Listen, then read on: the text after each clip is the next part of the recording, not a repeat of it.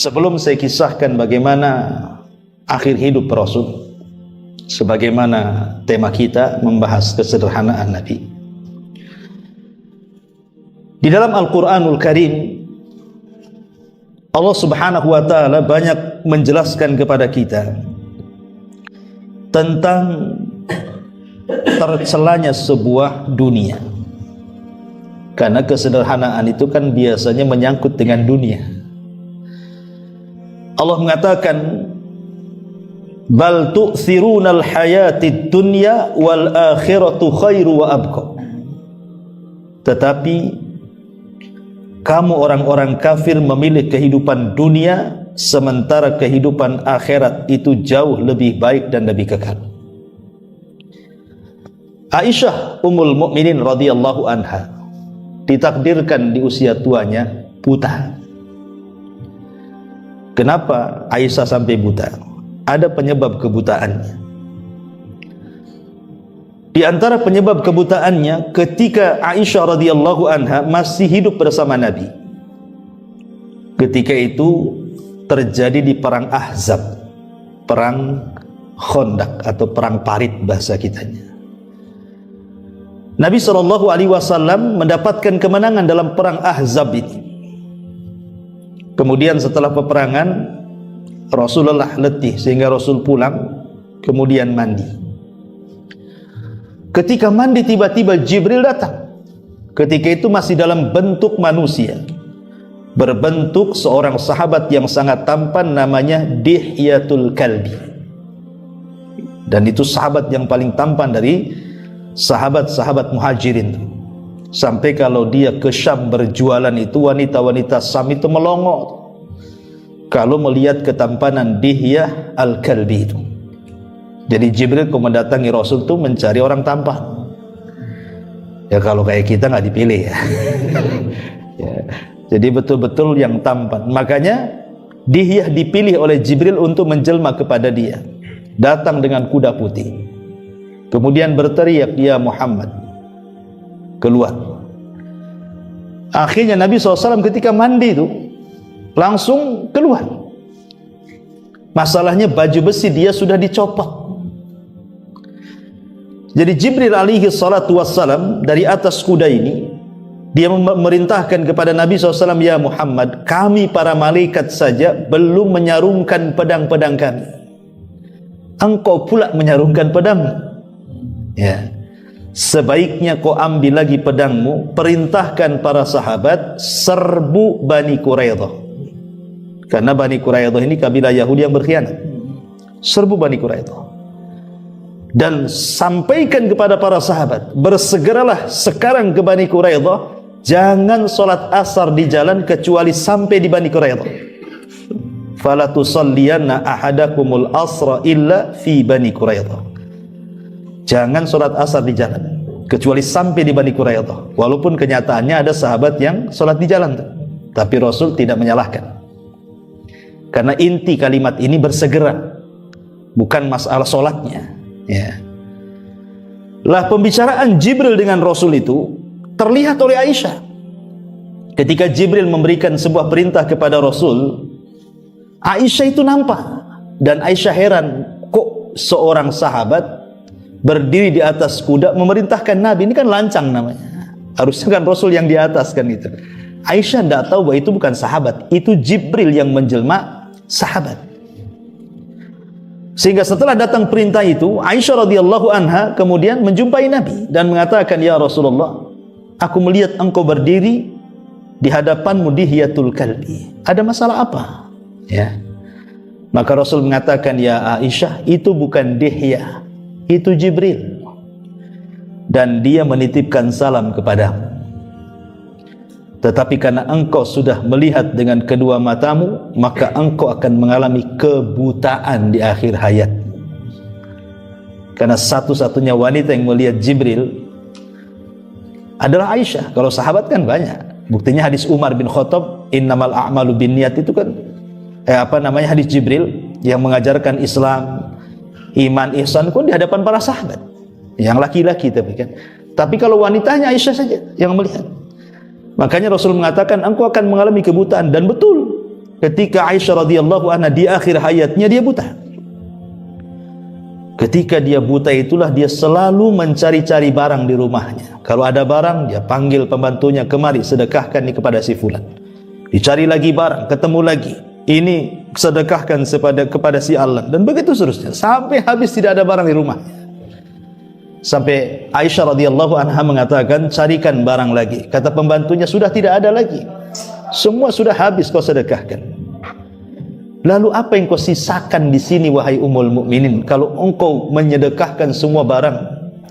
Disinilah Aisyah radhiyallahu anha membacakan ayat bal tu'thirunal hayatad dunya wal akhiratu khairun wa abqa. Kata Aisyah, mereka orang-orang kafir itu memilih kehidupan dunia, padahal akhirat itu lebih baik dan lebih kekal. Artinya Aisyah memilih kehidupan akhirat dibandingkan kehidupan dunia, dan itu arti kesederhanaan. Ya, ma'asyiral muslimin wal muslimat, nggak ada muslimatnya ya. Jadi ma'asyiral muslimin yang dimuliakan Allah Subhanahu wa taala. Baik, kehidupan Nabi sallallahu alaihi wasallam ini kan sama dengan kita manusia. Nabi itu kan manusia sama. Makanya ketika orang-orang musyrik datang kepada Rasul meminta yang aneh-aneh dan mengatakan, "Hei Muhammad, kalau engkau seorang nabi, buat tuh bukit yang berbatu lagi kering itu kau hijaukan. Kalau engkau memang seorang nabi, buat bukit Arab yang gersang itu kau buat hutan." Ya mustahil, Nabi bukan Tuhan. Makanya Nabi diam. Ketika Nabi diam itulah Allah Subhanahu wa taala turunkan ayat, "Qul innama ana basyarum mithlukum." Katakan ya Muhammad, aku ini manusia seperti kalian, akan tapi diwahyukan kepadaku wahyu dari langit. Artinya Nabi SAW itu sama dengan kita. Kehidupannya itu pasti akan silih berganti. Dalam bahasa Quran itu watilkal ayyam nudawiluha bainan nas. Namanya hidup itu kan diputarkan, kadang di atas, kadang di bawah. Begitulah kehidupan Nabi. Nabi pernah miskin di permulaannya, tapi juga pernah kaya. Bahkan menjadi pedagang sukses yang handal, yang hebat. Kemudian ketika Nabi SAW hijrah ke kota Madinah, setelah diangkatnya beliau menjadi Nabi dan Rasul, dan setelah 10 tahun berdakwah, Aisyah radhiyallahu anha mengkisahkan, selama kami hijrah dari Mekah ke Madinah, Rasul sallallahu alaihi wasallam tidak pernah kenyang sampai wafatnya. Rasul setelah sampai di kota Madinah tidak pernah kenyang sampai wafatnya, kecuali kalau dia menjamu tamu. Rasul itu kenyang itu kalau menjamu tamu saja. Tapi kalau tidak menjamu tamu, maka keluarga Nabi SAW tidak pernah kenyang. Perhatikan ucapan Aisyah Ummul Mukminin radhiyallahu anha. Ucapan daripada Malik ibn Dinar radhiyallahu an, beliau mengatakan, "Ma syabi'a Rasulullah sallallahu alaihi wasallam min khubzi qattun wala lahmin illa ala dhaifin." Rasul sallallahu alaihi wasallam tidak pernah merasakan kenyang dari makan roti gandum kecuali kalau dia sedang menjamu tamu. Dan Aisyah radhiyallahu anha juga mengatakan, "Ma syabi'a alu Muhammadin sallallahu alaihi wasallam min khubzi burrin ma'dumi thalathata ayyam hatta lahiqa billah." Keluarga Muhammad sallallahu alaihi wasallam tidak pernah merasakan kenyang karena makan roti gandum yang diberi idam, maksudnya kuah, dalam 3 hari sampai ia berjumpa dengan Allah Subhanahu wa ta'ala alias wafat. Bahkan dalam riwayat Bukhari itu Aisyah mengatakan, lewat kepada kami hilal 1 bulan, kemudian lewat kepada kami hilal berikutnya 2 bulan, kemudian lewat kepada kami hilal berikutnya 3 bulan. Apa kata Aisyah? Di dapur kami kompor-kompor kami tidak pernah menyala. Artinya kalau dulu tidak nyalakan kompor itu karena tidak ada yang dimasak. Kalau sekarang tidak nyala kompor itu karena COD. Beda ya. Itu beda kehidupan Rasul dengan kehidupan sekarang. Antum harus hati-hati kok. Nggak ada mehong-mehongnya kompor nih. Ini pasti ini COD kan gitu ya. Itulah zaman dulu seperti itu. Nabi SAW memang betul-betul sederhana hidupnya. Tidak ada yang dimasak. Apalagi kehidupan Rasul itu harus berbagi dengan ashabus suffah masalahnya. Lah ashabus suffah itu jumlahnya bukan 1-2 orang. Mencapai 90 sampai 100 orang tuh. Yang tinggal di Masjid Nabawi itu ashabus suffah itu. Dan makan mereka sebagian besar dari istri-istri Nabi. Sementara istri-istri Nabi ya dari Nabi lah kan begitu. Sebagai suami. Tapi hebatnya luar biasa. Satupun istri Nabi SAW tidak pernah mengeluh. Itu hebatnya. Pernah 1 kali mengeluh, hanya 1 kali saja. Seumur hidup Nabi SAW berumah tangga itu, pernah istri beliau itu mengeluh 1 kali. Kalau istri antum tak tahu, berkali-kali kan itu. Mungkin setiap hari ngeluh. 1 kali kan? 1 kali untuk iya betul. 1 kali pagi, 1 kali siang, 1 kali malam. Besoknya gitu lagi. Subhanallah. Iya. Itu curhatan hati itu betul. Ya. Jadi 1 kali itu saat Hafsah kalau tidak salah. Hafsah dan riwayat Bukhari kalau tidak salah itu. Dan saya lupa siapa namanya. Memberikan pengaruh kepada istri-istri Nabi yang lainnya untuk menaikkan nafkah, menaikkan tambahan belanja. Dari sini kita tahu bahwa istri-istri Nabi itu manusia juga, pengen kalau belanjanya ditambah. Kalau istri antum manusia bukan, kita tahu. Artinya bahwa istri-istri Nabi juga inginlah kalau ditambahlah uang belanja. Tapi kan Nabi sudah berusaha. Tapi mereka ngotot. Akhirnya kemudian Nabi SAW mendihar mereka. Apa mengilah? Apa bukan mendihar? Mengilah. Mengilah itu tidak menggauli sampai hampir 1 bulan. Lah ketika Nabi SAW tidak mau dekat dengan istrinya, semua istri ditinggal sama dia. Dan dia hidup sendiri di rumahnya. Umar ibn al-Khattab radhiyallahu anhu ini merasa. Kenapa? Karena yang salah satu otaknya adalah putrinya, Hafsah, kan itu ya. Merasa dia takut kalau seandainya Hafsah diceraikan Nabi. Kenapa takut diceraikan Nabi? Kan bisa saja diceraikan Nabi, nikah lagi dengan yang lain kan? Karena semua sahabat itu ingin mendapatkan hubungan bukan hanya di dunia sampai ke akhirat. Semua nasab terputus kecuali nasab yang sampai kepada Rasul sallallahu alaihi wasallam. Makanya kemudian Umar datang kepada Rasul. Maksudnya ingin memastikan apakah dia mencerai anaknya, putrinya Hafsah itu atau tidak. Datanglah Umar ini. Rupanya ketika diizinkan untuk berjumpa Rasul, hilang semua apa yang akan ditanyakan itu. Kenapa?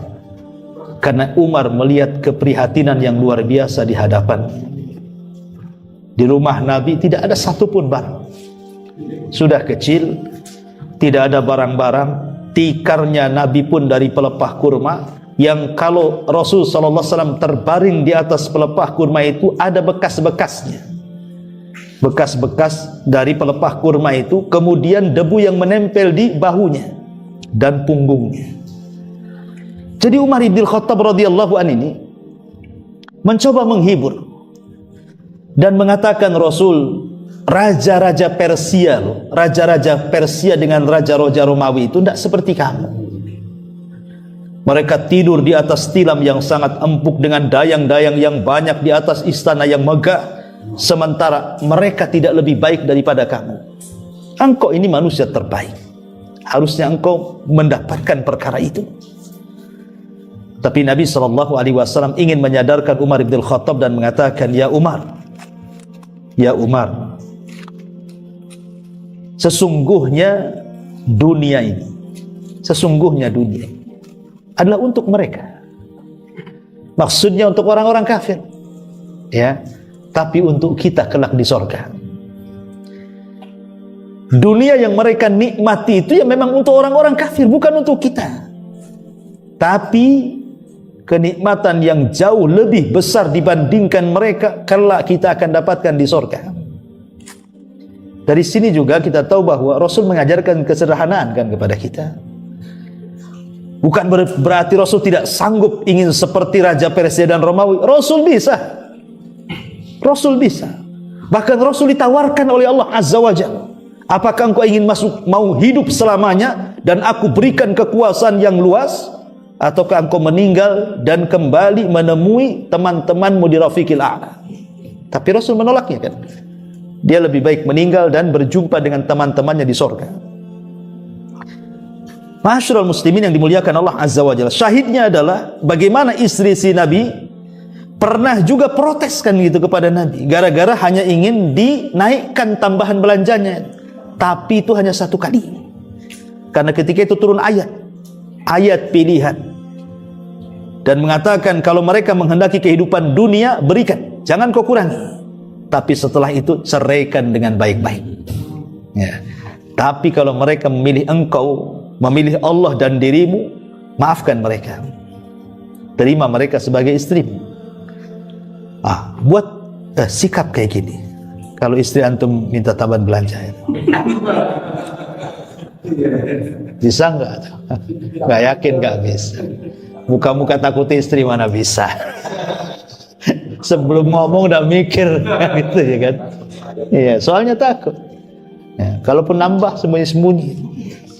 Jadi itu hanya satu kali. Habis itu mereka sadar. Dan selepas itu istri Rasul tidak pernah mengeluh lagi. Dalam kondisi apapun, makan ataupun tidak makan.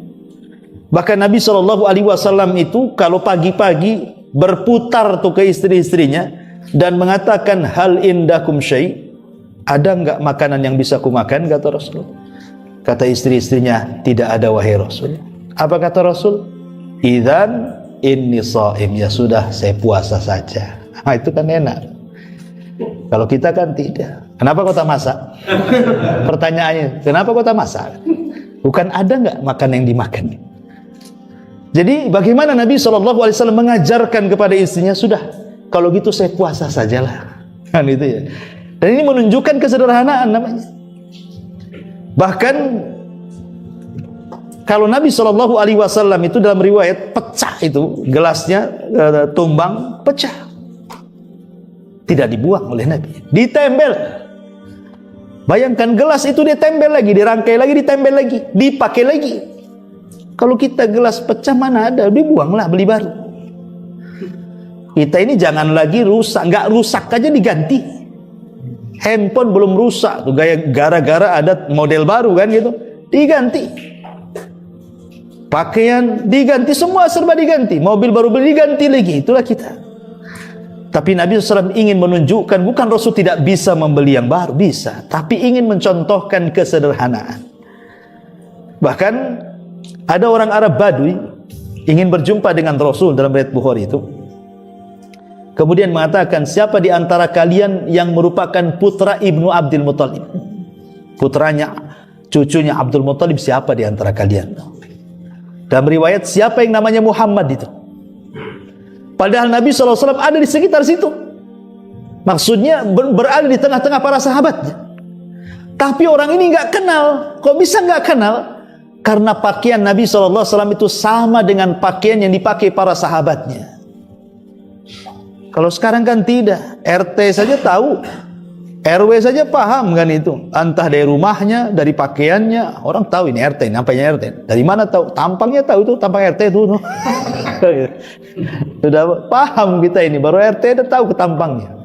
Apalagi sudah ya anggota dewan, apalagi di atas itu menteri, udah paham lah kan gitu ya. Nabi loh menyamaratakan dirinya dengan para sahabat, sampai orang baru ini tidak tahu mana Nabi mana sahabat gitu kan, saking sederhananya. Dan urusan makan juga, sampai-sampai Nabi SAW mengatakan dalam sebuah hadis, kata Nabi SAW, man asbaha minkum amina fi syirbihi mu'afan fi jasadihi indahu qutu yaumihi faka'annama hizat lahu dunya. Apa kata Rasul? Barang siapa bangun di pagi hari dalam keadaan aman, tak ada yang ganggu dia, kemudian memiliki makanan hari itu dari pagi sampai malam, kemudian sehat badannya, nggak ada pegal-pegal, nggak ada sakit-sakit asam urat, nggak ada ya. Pokoknya betul-betul enak pagi itu. Kemudian juga indahu qutu yaumihi, dan dia memiliki apa yang bisa mencukupkan dia satu hari itu. Kata Rasulullah, faka'annama hizat lahu dunya, seolah-olah dunia ada di genggamannya. Dari hadis ini Nabi SAW ingin mengajarkan kepada kita kehidupan Rasul sendiri, bahwa Nabi itu tidak pernah menyimpan. Nabi itu tidak pernah menyimpan kalau urusan makan. Pokoknya satu hari ini cukup, bisa makan sampai sore, kemudian ada yang bisa dipakai, kemudian sehat badannya, tidak ada yang sakit-sakit gitu ya, kemudian aman, gak ada yang mengganggu. Oh, seolah-olah dunia di genggamannya, kata Nabi. Itu namanya kesederhanaan. Kalau kita kan tidak, kulkas saja bukan 1, 3 ya, bisa 2 bulan dah habis isinya tuh. Belum lagi uang di ATM kan gitu, warung Padang aja bisa dibeli ya. Itu kita kan gitu ya. Karena kehidupan kita ini tidak sesederhana Nabi. Hanya ceritanya saja kita dengar Nabi sederhana, tapi tidak mau mengikuti kesederhanaan Nabi. Maunya mengikuti Nabi kaya, itu saya mau kaya. Kalau Nabi sederhana, saya harus kaya kan. Jadi gitu ya kan. Itulah fitrah manusia, memang cenderung syahwatnya yang menguasai dibandingkan syariatnya ya. Ma'asyiral muslimin yang dimuliakan Allah Subhanahu wa taala, makanya ada doa yang selalu dipanjatkan Nabi SAW, Allahumma ja'al rizqa ali Muhammadin quta. Ya Allah, jadikan rizki Muhammad itu dan keluarganya merupakan makanan yang bisa mencukupi saja, tidak berlebihan ya.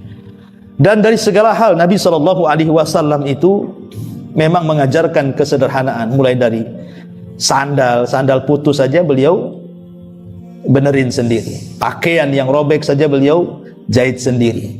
Jadi dari segi apa saja memang Rasul itu mencontohkan kesederhanaan, dan itu luar biasa. Kita punya Nabi yang luar biasa, padahal dia itu bisa, kalau ingin kaya bisa. Apalagi ketika Nabi SAW sudah betul-betul menguasai Mekah dan Madinah, artinya Madinah dan Mekah sudah di atas genggamannya, itu kan di atas karirnya. Berarti Rasul bisa saja kemudian menjadi orang kaya kan, tapi Rasul tidak. Dari sikapnya saja sederhana sekali. Sampai satu ketika Rasul naik khutbah, Nabi itu sampai kemudian mengatakan, barang siapa di antara kalian yang pernah ku ambil hartanya, sekarang ke sini ambil harta saya. Barang siapa yang dulu pernah ku pukul pundaknya, ini pundak saya, pukul sekarang. Barang siapa yang dulu aku pernah caci maki kehormatannya, nih kehormatanku, silakan caci. Lihat, Nabi SAW itu di atas karirnya itu, di ujung-ujung hidupnya, tapi dia bisa mengatakan seperti itu. Oh, kalau sekarang jangan lagi ngomong begitu. Seandainya dia dihina di medsos, oh dilaporkan ke polisi. Oh, ini undang-undang IT nih, kesinggung saya, nggak bisa ini, harus masuk dia. Kan gitu ya orang sekarang ini, karena dia merasa punya jabatan ya, nggak ada rahmatnya sama sekali. Alasannya apa? Biar kapok katanya, biar jadi pelajaran, padahal dia sakit hati sebenarnya. Kan gitu ya. Ma'asyiral muslimin yang dimuliakan Allah Azza wa Jalla. Jadi sampai ke sikap-sikap Rasul itu juga mengajarkan kepada kita bagaimana sederhana beliau. Bahkan nanti saya ceritakan bagaimana wafatnya. Ketika beliau wafat, beliau masih tergadaikan baju besinya kepada orang Yahudi. Ini menunjukkan bahwa apa yang beliau contohkan kepada kita. Kenapa beliau mencontohkan seperti itu? Supaya kalau kita meninggal dan tidak membawa harta banyak, tidak banyaklah pertanggungjawaban kita di hadapan Allah. Karena kalau cerita kekayaan itu kan dua soalannya kan, min aina iktasabahu wa fima anfaqahu. Dari mana kau dapat? Kemana pula kau belanjakan? Dua-duanya ditanya. Ya. Makanya sering saya katakan ada 4 golongan dalam mencari harta. 1, ketika dia mencari harta halal, betul-betul halal, keringatnya keringat halal, dan dia nafkahkan di jalan halal untuk menghidupi keluarganya. Kadang membantu fakir miskin, kadang menolong orang lain, kadang membantu pembangunan masjid dan begitu seterusnya. Maka dia akan selamat tuh dari pertanggungjawaban hartanya. Karena dia jelaskan dari mana kau dapat, jelas halal. Kemana kau belanjakan untuk ibadah, selamat dia. Ya. Ada kelompok kedua tuh, carinya halal, betul-betul halal. Walaupun lelah letih dari pagi seperti tukang bangunan, mungkin taksi online atau apalah, satu hari dia cari uang itu, betul-betul halal dengan keringatnya. Dibelanjakan pula ke yang haram. Setelah gajian mabok pula dia. Setelah gajian ke tempat lokalisasi pula berzina dia. Setelah gajian beli narkoba pula. Pokoknya hasilnya halal, dibelanjakan pula ke yang haram. Maka dia selamat dari soalan dari mana kau dapat, tapi tidak selamat dari soalan kedua, kemana kau belanjakan. Enggak selamat yang kedua. Ya. Kemudian yang ketiga, ada pula tak halal mencarinya, ngerampok dia. Tapi untuk pembangunan masjid di samping rumahnya. Kasihan tak jadi-jadi Ustadz masjid tuh. Warga sini nggak ada yang mau nyumbang, terpaksa lah saya ngerampok biar cepat jadi masjidnya. Kan itu kan. Jadi itu hasil apa? Carinya haram, dibelanjakan ke yang bagus, ibadah halal. Tetapi apakah diterima? Tidak, karena Allah yang mengatakan innallaha thayyibun la yaqbalu illa thayyiban. Allah itu baik, tidak menerima kecuali yang baik-baik. Merampok itu tak baik. Berarti kalau digunakan ke yang baik tetap Allah tak terima. Karena Allah itu hanya menerima dari yang baik-baik saja. Berarti dia selamat dari pertanyaan kedua, tapi tidak selamat dari pertanyaan pertama kan? Dari mana kau dapat? Tak selamat dia. Rampok ya Rob. Kenalah kan itu. Tapi yang bahaya ini yang terakhir. Ya. Dia hasilnya hasil haram, tapi dibelanjakan ke yang haram. Hasil rampok untuk judi. Ini kan masalah nih. Udah ngerampok judi lagi. Ya.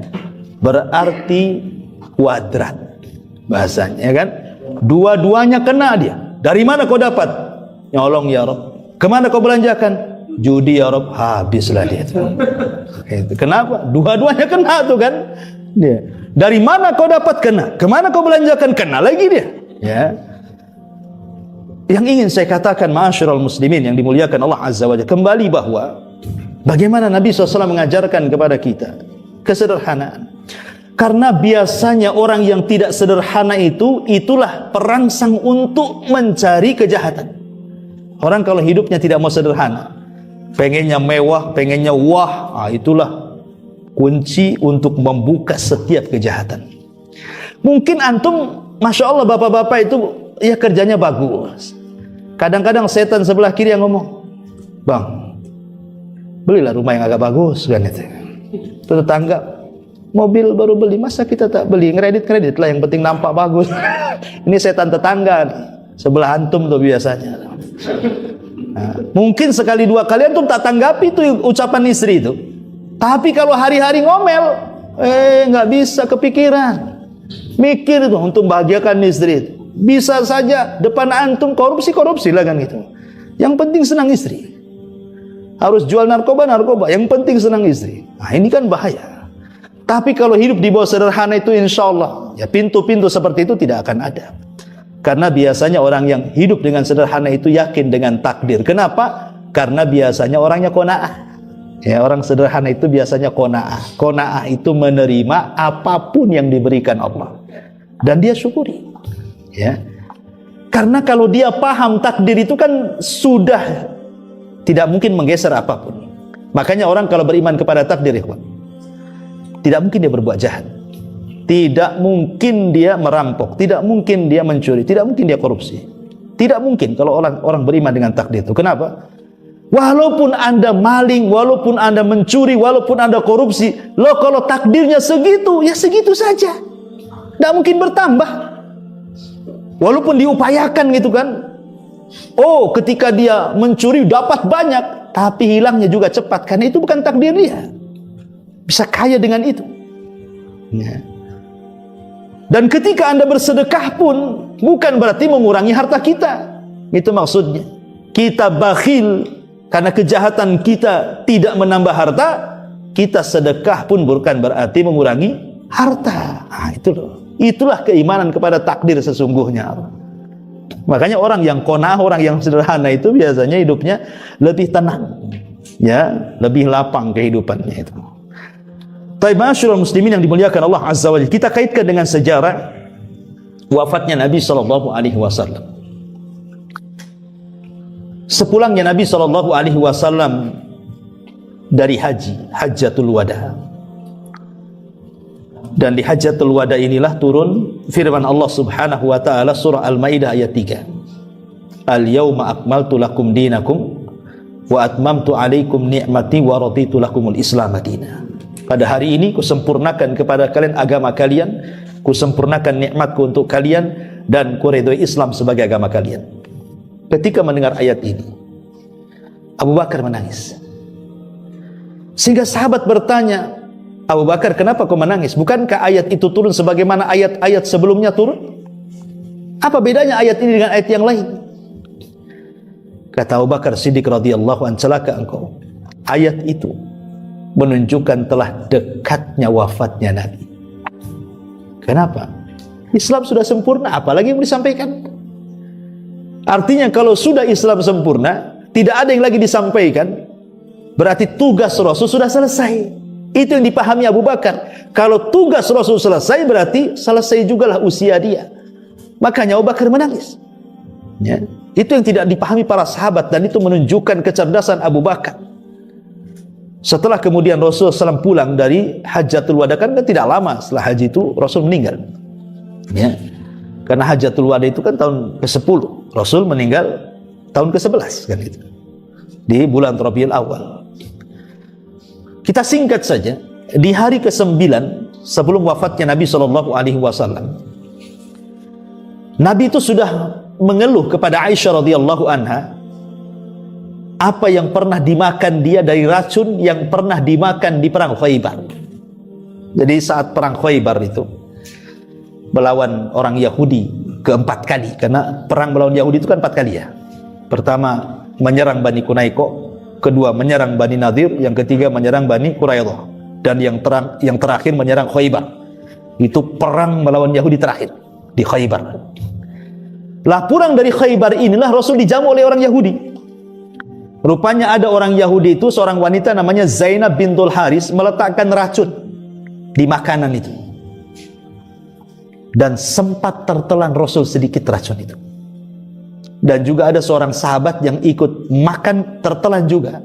Tapi sahabat yang lainnya belum sempat makan, Rasul sudah mengatakan, berhenti, letakkan daging-daging kalian, karena daging yang kumakan ini barusan bicara. Itu mukjizat bahwa padaku ada racun, katanya. Akhirnya kata Rasul, berhenti, jangan dimakan. Maka semua sahabat gak ada yang makan, kecuali satu orang yang meninggal. Akhirnya tahun depannya meninggal dia. 1 tahun dia harus melawan racun. Makanya ketika terjadi peracunan itu, Zainab tidak diapa-apain sama Nabi, dibiarkan. Padahal dia sudah meracun Nabi, tapi dibiarkan. Tapi setelah sahabat yang memakan itu mati 1 tahun setelahnya, baru Rasul mengatakan, tangkap Zainab, bunuh dia. Berarti dibunuhnya bukan karena meracun Nabi, karena qisas. Ya, karena dia sudah membunuh sahabatnya yang mati. Dalam Islam itu dibunuh. Jadi bukan karena mengqisas Nabi. Rasul membunuh Zainab ini karena sahabat yang ikut makan racun mati 1 tahun setelahnya. Ya, maka Nabi SAW mengatakan bunuh dia sebagai qisas. Tapi setelah di akhir-akhir hayat Rasul, itu kan dari perang Khaybar ke kematian Rasul itu kan lama ya kawan, bertahun-tahun. Artinya Rasul itu punya fisik yang kuat loh, padahal racunnya bersarang di badannya. Tapi tidak pengaruh sama sekali. Baru terasa setelah di masa tua Nabi. Dia selalu mengeluh kepada Aisyah ya tentang racun yang pernah dimakannya. Itulah yang menjadikan penyebab sakitnya Nabi sallallahu alaihi wasallam. Makanya Nabi sallallahu alaihi wasallam kemudian 9 hari sebelum wafatnya itu dia minta kepada para sahabat untuk dihantar kepada kuburan Uhud. Akhirnya sesampainya di kuburan Uhud, Nabi sallallahu alaihi wasallam mengucapkan salam, "Assalamu alaikum ya syuhada Uhud. Inna bikumul lahikun wa inna insyaallah bikumul lahikun. Nas'alullahu lana wa lakumul afiyah." Kata Nabi sallallahu alaihi wasallam, keselamatan kepada kalian wahai para syuhada Uhud. Kami juga akan menyusul kalian. Dan kami hanya mengharap kepada Allah agar kami dan kalian diampuni dosa-dosanya. Kenapa Nabi sallallahu alaihi wasallam mengajak para sahabat untuk menziarahi kuburan syuhada Uhud? Padahal di Madinah itu ada kuburan Baqi, kuburan para sahabat kan. Kenapa jauh-jauh harus ke syuhada Uhud? Pelajarannya di sini Nabi sallallahu alaihi wasallam ingin mengajarkan kepada para sahabat, seolah-olah Rasul ingin katakan, kalaulah bukan karena Allah kemudian mereka para pejuang ini yang mati-mati ini, maka kalian tidak akan menikmati yang sekarang kalian nikmati. Dalam bahasa Pak Karno itu jas merah gitu ya. Jangan lupakan sejarah katanya. Kalau bukan karena Allah kemudian mereka, kalian tidak senikmat hari ini. Mereka para syuhada Uhud inilah yang awal-awal memperjuangkan Islam. Sampai sekarang kalian merasakan nikmatnya. Jadi Rasulullah SAW ingin memperkenalkan para pahlawan. Loh, ini pahlawan kalian ini di Uhud ini, 70 orang inilah yang memulai perjuangan di awal dakwah. Kalau bukan karena Allah kemudian mereka, kita tidak seperti sekarang ini. Ini kan penting ikhwan untuk mengingat sejarah para pahlawan itu. Sekarang kita kan menikmati merdekanya saja, tapi nenek buyut kita melawan Belanda dulu kan kita tidak tahu tuh. Cemana mereka menghadapi Belanda sampai akhirnya mereka bisa terusir dan kita bisa merdeka hari ini. Ini kan nikmat yang luar biasa ikhwan. Ya. Ma'asyiral muslimin yang dimuliakan Allah Azza wa Jalla, pulang dari syuhada Uhud ke Madinah. Di tengah jalan tiba-tiba Nabi sallallahu alaihi wasallam menangis. Sahabat heran.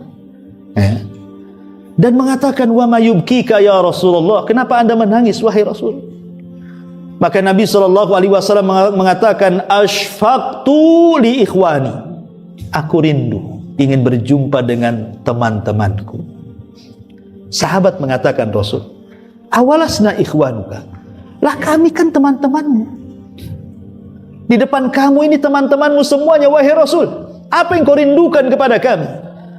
Maka Rasul sallallahu alaihi wasallam mengatakan, "Kalian bukan teman-temanku, tapi kalianlah sahabat-sahabatku." Kalian bukan temanku, kalian sahabatku. Kemudian sahabat mengatakan, "Lalu siapa yang Anda maksudkan teman-temanmu wahai Rasul?" Maka Rasul mengatakan, "Kaumun yu'minuna bi walam yarawni." Sebuah kaum melihat aku aja gak pernah, tapi dia sangat yakin dan beriman kepada aku. Itulah kita-kita ini. Inilah teman-teman Rasul kita-kita ini yang disabdakan Rasul, "Kaumun lam yarani." Sebuah kaum tidak pernah melihatku, tetapi mereka yu'minuna bi, beriman kepada aku. Kita yakin bahwa Rasul kita Muhammad, walaupun kita tidak pernah berjumpa dan bertatap muka, kita yakin bahwa agama yang dibawanya hak. Ya. Maka Nabi SAW kemudian pulang. Mulailah dia jatuh sakit. Ya. Ketika sakitnya itulah, karena kan kebiasaan Rasul, kalau tidak jihad, maka beliau akan menjadi imam di masjid. Tidak ada yang menggantikan imam sholat kecuali Nabi. Tapi saat sakit, Rasul tidak sanggup lagi untuk menjadi imam sholat. Makanya dia panggil Aisyah radhiyallahu anha dan mengatakan, "Ya Aisyah, muru Abu Bakrin bi an yusalliya bin nas." Hei Aisyah, perintahkan bapakmu, gantikan aku sholat. Kata Aisyah radhiyallahu anha, "Jangan. Bapakku bakaan, dia suka nangis. Kalau sholat itu lebih kencang tangisannya dibandingkan bacaannya. Perintahkan Umar saja," katanya. Tapi Rasul mengatakan, "Tidak, muru Abu Bakrin, perintahkan ayahmu Abu Bakar." Kata Aisyah, "Umar sajalah wahai Rasul." "Tidak," kata Rasul 3 kali. Akhirnya kemudian Aisyah radhiyallahu anha mengatakan kepada ayahnya bahwa engkau diperintah Rasul untuk menggantikan salat. Kenapa Nabi SAW meminta Abu Bakar? Bukankah yang pakar Quran banyak? Yang pakar-pakar Quran itu banyak.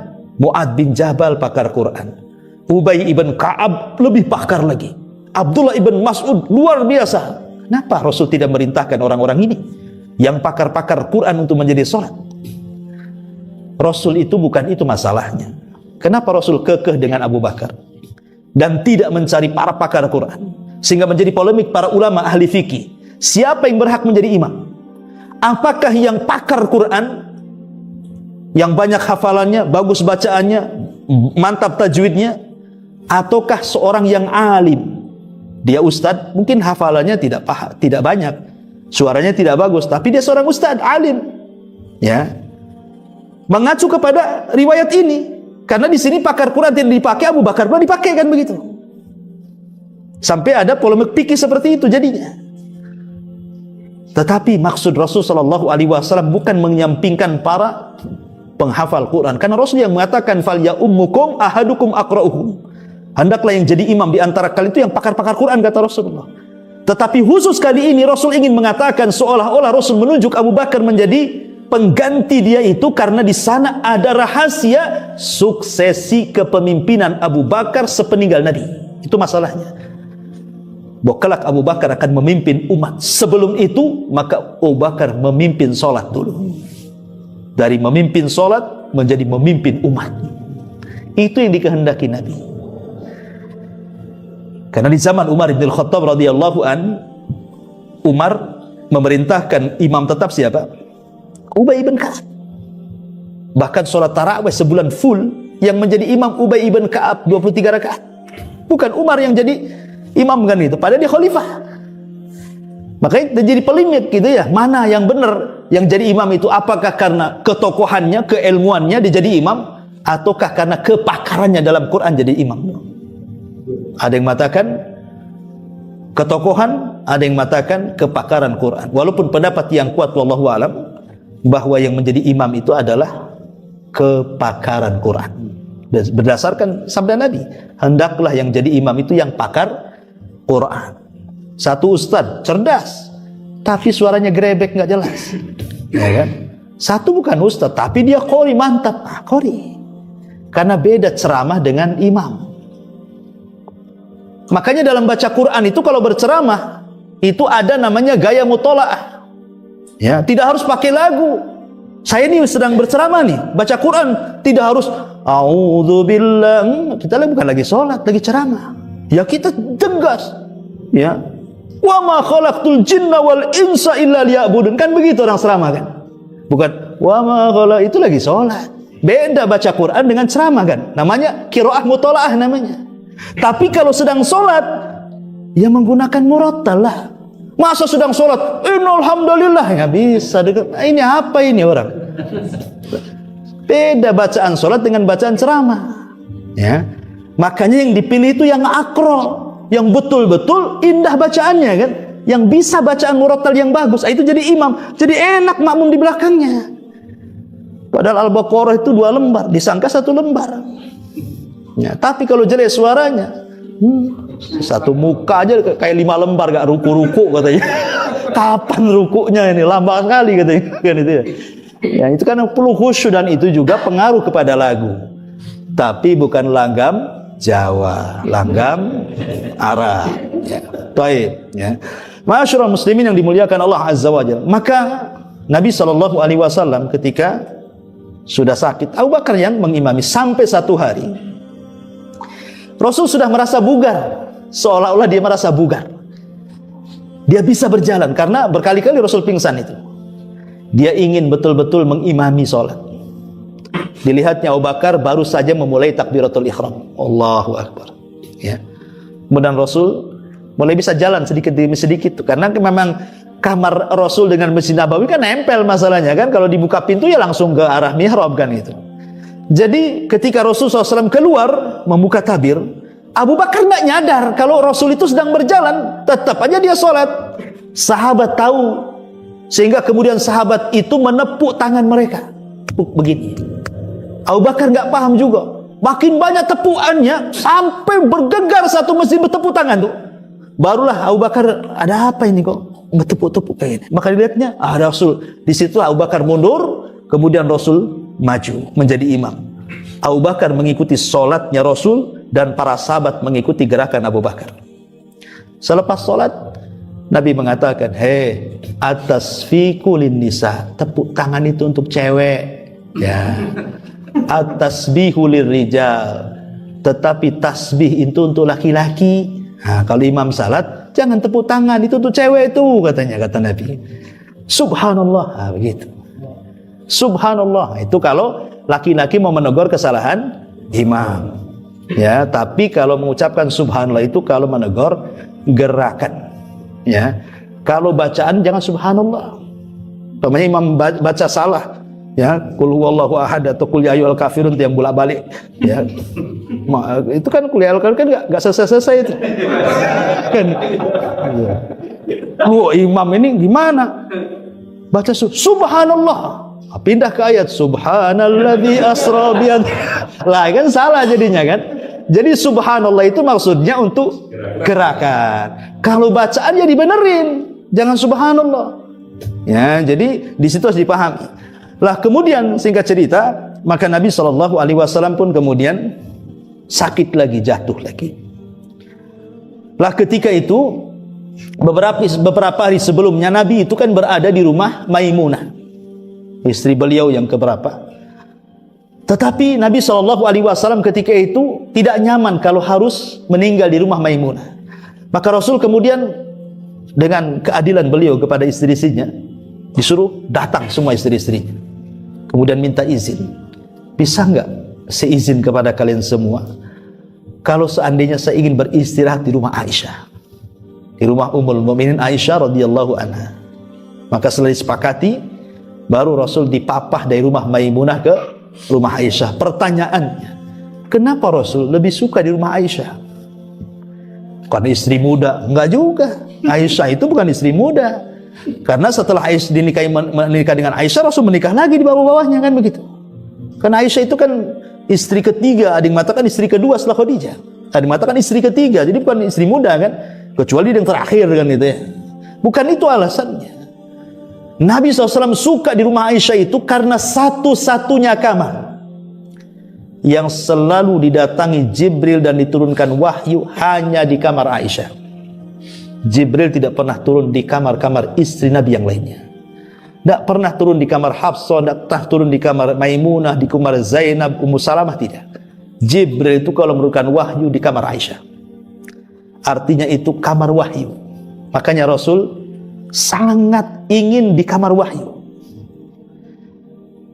Dan Nabi SAW kalau sudah ada di rumah Aisyah itu paling senang, paling bahagia. Sampai membuat cemburu istri-istrinya. Kenapa? Sebab kalau Rasul berada di rumah Aisyah itu, hampir semua sahabat ngasih hadiah. Termasuk ada sahabat namanya Sa'ad ibn Ubadah, orang kaya. Itu menunggu Nabi SAW giliran di rumah Aisyah. Kalau dia dengar Rasul berada di rumah Aisyah, oh dia bawa hadiah banyak. Jadi setiap Rasul itu di rumah Aisyah, sahabat datang bawa hadiah. Karena kan Rasul tidak menerima sedekah. Ingat, kalau ngaku keluarga Nabi jangan menerima sedekah. Makanya kalau antum ngaku Habib, saya akan coba. Mau enggak kasih duit sedekah 1 M. Ini Habib ini goncang imamnya nih. Nah, 1 M loh, sedekah loh kan. Enggak mau. Oh, memang Anda ini duriah Nabi. Oh, tak mau. Mau tak? Gitu. Ini ragu-ragu ini gimana? Kalau ragu-ragu karena Nabi dan turunannya tidak boleh menerima sedekah. Kalau hadiah boleh. Jadi sisinya akhirnya kan cemburu tuh. Kenapalah sahabat-sahabat ini aneh. Kalau Rasul di giliran Aisyah kasih sedekah, kasih hadiah, ketika Rasul di rumah saya pula tak kasih hadiah katanya. Akhirnya cemburu.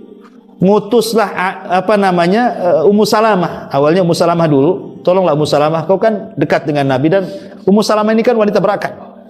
Dari semua istri Rasul itu Ummu Salamah yang paling berakal. Kenapa? Karena dicabut cemburunya. Satu-satunya istri yang tidak punya cemburu itu Ummu Salamah. Kenapa? Karena didoakan Nabi. Saat Ummu Salamah itu kan meninggal suaminya, Abu Salamah. Ummu Salamah tidak mau dilamar Nabi, karena bagi dia tidak ada laki-laki terbaik melebihi Abu Salamah. Tetapi tidak mungkin dia ngomong di hadapan Nabi.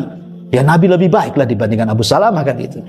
Cuman untuk menolak, dia tolak halus dengan mengatakan, Rasul, begini, kayaknya aku tidak pantas kau nikahi. Satu, aku sudah tua.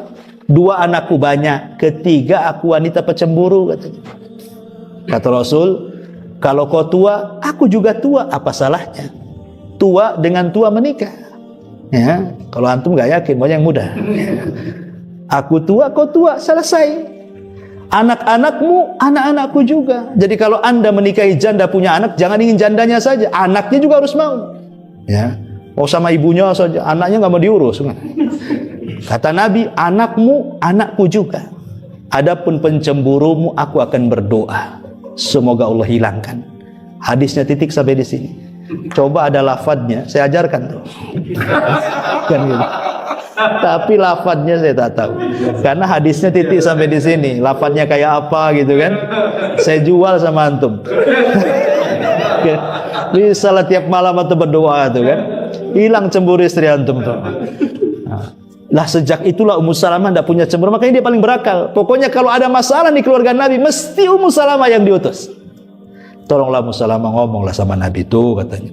Masa kok Aisyah terus, kami kapan? Bilanglah sama dia, bilang sama sahabat itu, kalau ada di rumah kami kasihlah sedekah juga, hadiah juga kami itu. Masa di rumah Aisyah aja kau dapat hadiah itu kan? Tetapi Rasul tidak jawab. Rasul tidak jawab. Ya.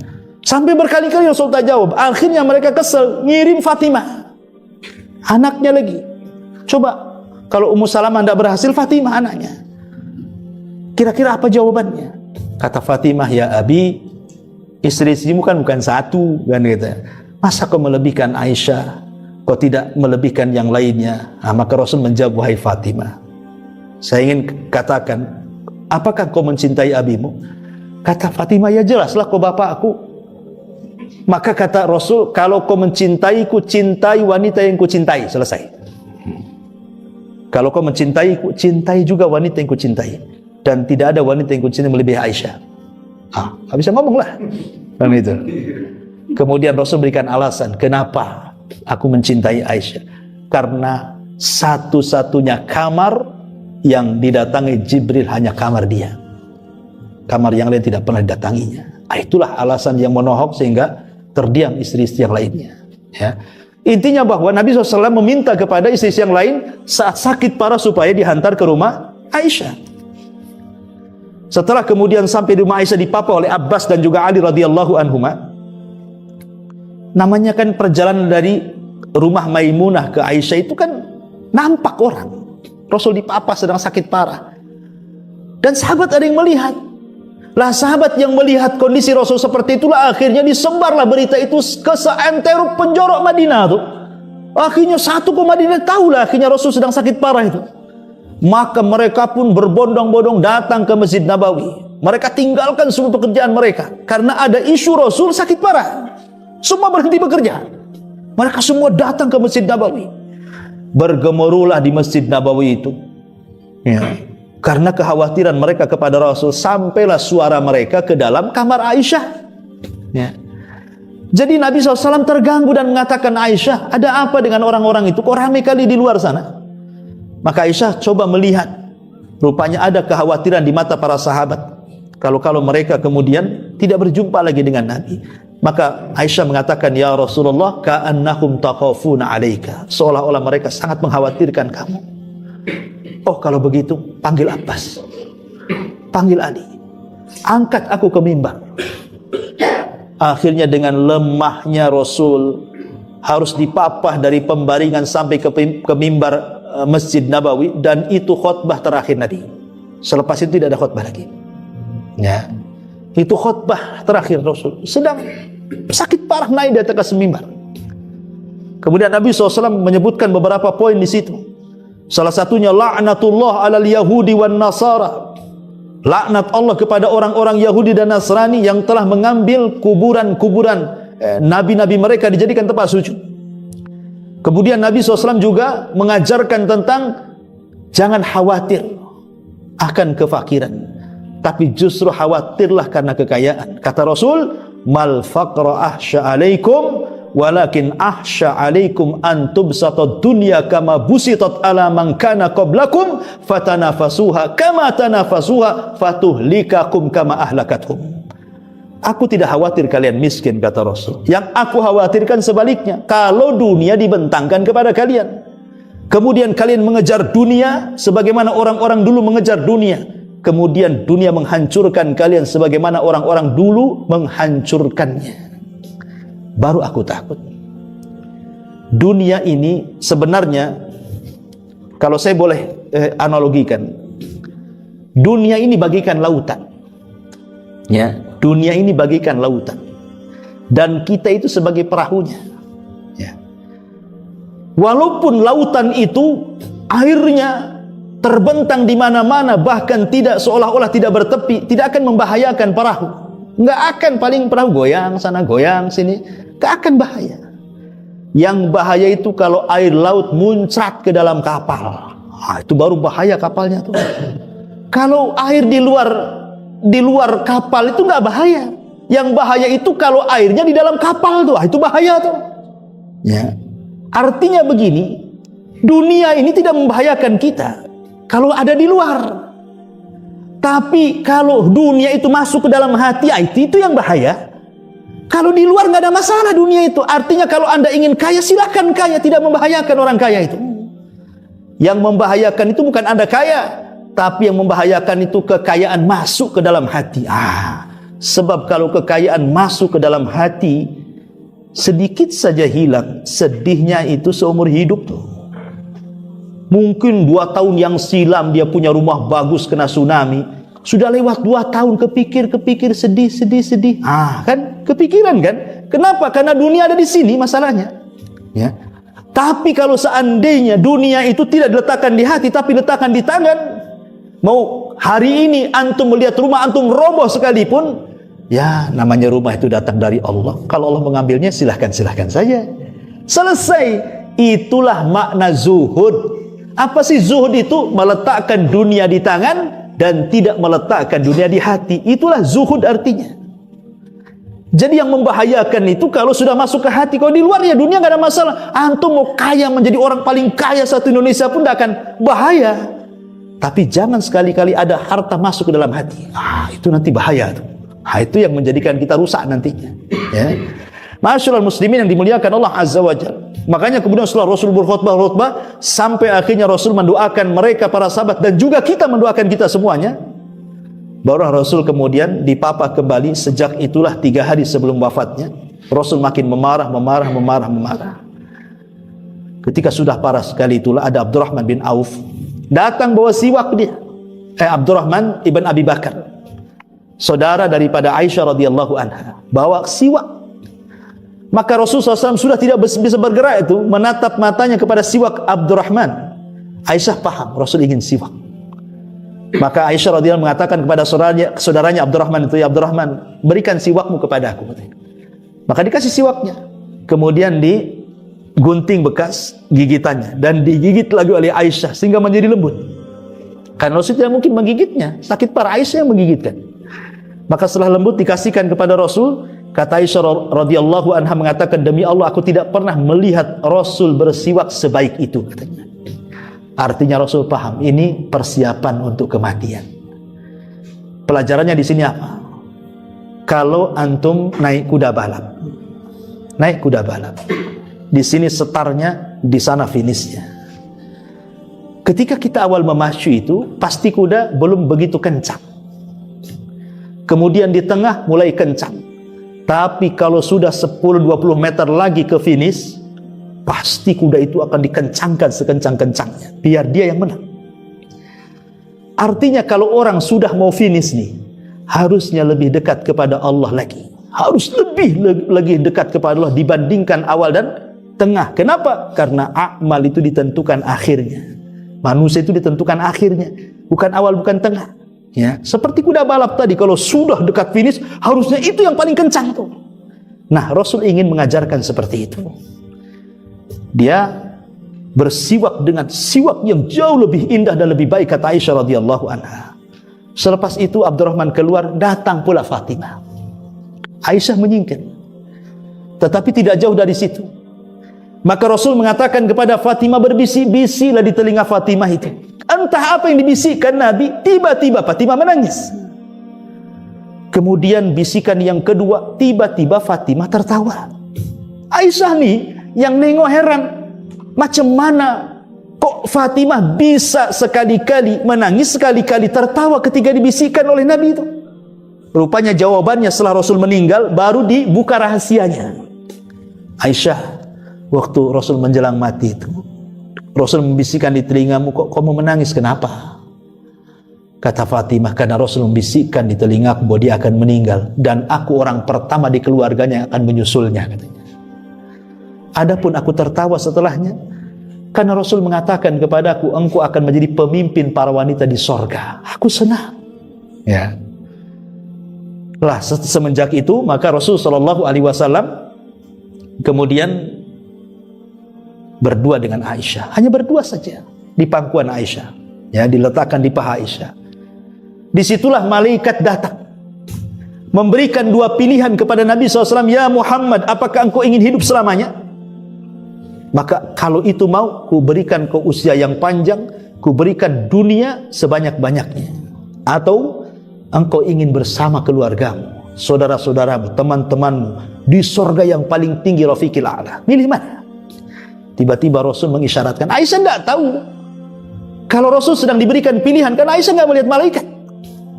Ya, hanya Rasul yang tahu. Dan ini sebagai dalil bahwa orang sedang sakaratul maut itu, maka akan ditampakkan setiap yang gaib yang dulu tidak pernah tampak kepada dia. Orang yang sakaratul maut itu dia bisa memandang malaikat maut, dia bisa memandang para malaikat, bahkan dia bisa memandang catatannya. Dari sini Allah mengatakan dalam surah Qaf, fakashafna anhu ghita'ak fabasarukal yawma hadid. Kami singkapkan segala kegaiban sehingga mata kalian akan terfokus dengan tajam, mampu melihat yang gaib. Ya, Aisyah kan tidak lihat, tetapi Aisyah tahu jangan-jangan Rasul sedang diberikan pilihan nih. Karena ketika itu Aisyah hanya melihat Rasul mengacungkan tangannya ke langit seperti ini, ila rafiqil a'la, ila rafiqil a'la. Aku memilih ke sana, ke sana, ke sana, gitu ya. Kemudian Rasul pun seolah-olah merasakan sakit dan mengatakan, ala wa inna lil mauti la sakarat. Sesungguhnya dalam kematian itu adalah rasa sakit. Kalau Rasul saja sakit ketika kematiannya, apalagi kita. Tapi sakitnya seorang mukmin saat kematian boleh jadi itu penggugur dosa terakhir dia. Tapi sakitnya orang kafir saat kematian boleh jadi itu awal adab bagi dia. Maka Rasul SAW tiba-tiba mengatakan kepada Aisyah, Aisyah, di depan sana malaikat maut meminta izin. Aisyah tidak dengar, ya. Tapi Rasul mengatakan malaikat sedang meminta izin masuk. Di situ ada Jibril dan ada malakul maut. Datang kepada Rasulullah, meminta izin untuk dicabut nyawanya. Maka Jibril alaihi salatu wassalam mengucapkan salam, Assalamualaikum ya Muhammad. Waalaikumsalam ya Jibril. Kata Jibril, bersamaku malakul maut. Dia Allah izinkan untuk mencabut nyawamu. Maka malaikat Jibril mengatakan, ya ayyatuhan nafsut thayyibah, wahai jiwa yang baik, wahai jiwa yang baik, ukhruji, keluarlah, ila radiyatan mardiyah, kepada keredaan dan kerelaan Allah Subhanahu wa taala. Ya ruha Muhammad ibni Abdillah, wahai ruh Muhammad ibn Abdillah, keluarlah. Akhirnya kemudian keluarlah pelan-pelan. Dan ingat ya, kalau orang meninggal itu pertama kali ruh itu melesat dari mana? Dari kaki. Faltafatis saku bisak. Jadi ruh itu mulai keluar itu dari kaki dulu, berjalan ke atas, kemudian ke perut. Kenapa dari kaki dulu? Kenapa nggak dari tangan? Kenapa dari kaki? Sebab kalau seandainya dari atas dulu atau dari tangan dulu, nanti orang bisa lari ketika dicabut kematiannya. Nanti lari dia, lari ke masjid, tahu-tahu tobat, ya kan? Ketika itu tidak ada lagi waktu tobat, karena Rasul mengatakan apabila nyawa di tenggorokan, mustahil dia bertobat. Makanya dikunci kakinya. Ruhnya itu ditarik dari kaki, faltafatus sak bisak. Kaki nggak bisa jalan lagi. Mau kemana? Mau lari kemana? Mau lari ke bandara ke Mekah? Nggak bisa. Mau ke masjid? Nggak bisa. Mau lari ngambil Quran? Nggak bisa. Kaki dulu yang mati. Ketika nyawa sudah di sini, maka Rasul mengatakan, innallaha yaqbalu taubata abdin malam yughargir. Allah itu menerima taubatnya hamba sebelum sampai di sini. Sengaja kakinya dulu nggak lari dia. Ya, coba bagaimana penyesalannya orang itu. Qala rabbirji'uni, ya Allah kembalikan aku, kembalikan aku. Mustahil, innahu huwa kalimatun, innama hiya kalimatun huwa qailuha. Nah, itu omongan kamu saja, nggak mungkin orang mati balik lagi, kata Allah. Ya, maka wafatlah Nabi SAW tepat di hari Senin, tanggal 12 bulan Rabiul Awal tahun 11 Hijriah. Maka Aisyah radhiyallahu anha tahu Rasul sudah meninggal, langsung lemes dia. Apa yang harus dikatakan? Dia hanya berteriak-teriak, mata Rasulullah, mata Rasulullah. Rasul sudah meninggal, Rasul sudah meninggal. Dengan lemasnya dia buka pintu menuju Masjid Nabawi itu. Semua sahabat menanti-nanti berita. Ketika Ummul Mukminin menghabarkan mata Rasulullah, meninggal Rasulullah, semua para sahabat menangis. Satu kota Madinah. Sampai Ali tidak bisa berdiri karena lemas mendengar Rasul meninggal. Utsman seperti anak-anak, jalan sana jalan sini, nggak percaya Rasul meninggal.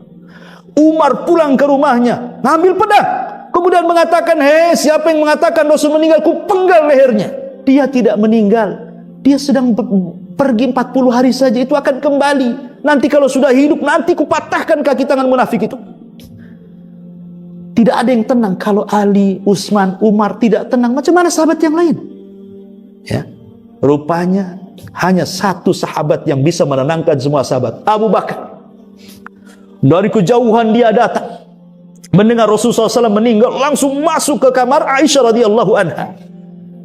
Kemudian dibukanya penutup wajah Rasul, diciumnya kening Rasul dan mengatakan, tibta hayyan wa mayyitan ya Rasulullah. Sungguh engkau sangat indah kondisimu, baik hidup ataupun mati, wahai Rasul. Kemudian setelah ditutup menangis, naik di atas mimbar. Dia coba tenangkan Umar. Hei Umar, diam, uskut, diam, duduk. Tapi Umar tidak, tetap dia memegang pedang, kemudian berteriak-teriak, siapa yang mengatakan Muhammad mati, ku penggal lehernya, katanya. Sampai akhirnya Abu Bakar tidak mempedulikan Umar, biarkan dia menjerit-jerit, naik pula di atas ke mimbar. Disitulah kata Abu Bakar Siddiq radhiyallahu anhu mengatakan, ayyuhan nas, man minkum ya'budu Muhammadan fa inna Muhammadan qad mat. Siapa di antara kalian yang menyembah Muhammad, Muhammad sudah mati, dia akan hidup lagi. Wa man kuntum ta'budullaha, tapi kalau di antara kalian masih tetap menyembah Allah, fa innallaha hayyun la yamut. Allah itu zat yang maha hidup dan tidak pernah akan mati. Kemudian Abu Bakar membacakan satu ayat yang kata Anas bin Malik radhiyallahu anhu seolah-olah baru turun, pada ayat ini sudah lama turunnya tuh. Wa ma Muhammadun illa rasulun qad khalat min qablihi rusul.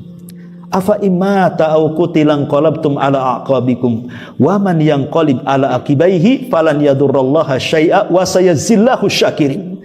Tidaklah Muhammad kecuali sama dengan rasul-rasul sebelumnya. Kalau dia mati atau terbunuh, apakah dia akan murtad? Maka siapapun yang murtad tidak mencelakakan Allah sedikit pun, karena Allah hanya membalas orang-orang yang bersyukur, kata Anas bin Malik. Demi Allah, seolah-olah ayat itu baru turun. Semua tersadarkan dengan ayat itu dan mengatakan, sungguh Rasul sudah meninggal. Maka mereka pun mulai merawat jasad Nabi sallallahu alaihi wasallam, dan Rasul meninggal di atas kesederhanaan karena baju besinya masih tergadaikan dengan orang Yahudi. Dan sebelum meninggal saat sakit, Rasul teringat dia menyimpan emas. Kemudian dia mengatakan kepada Aisyah, ya Aisyah, mana emas-emas itu? Mana emas-emas itu? Kata Aisyah radhiyallahu anha, ada. Kemudian diambil, diletakkan di tangan Rasul. Kata Rasulullah, sedekahkan. Jangan sampai lewat satu malam kecuali emas ini sudah dibagikan kepada manusia. Begitulah kesederhanaan Nabi SAW sampai wafat beliau. Wallahu a'lam.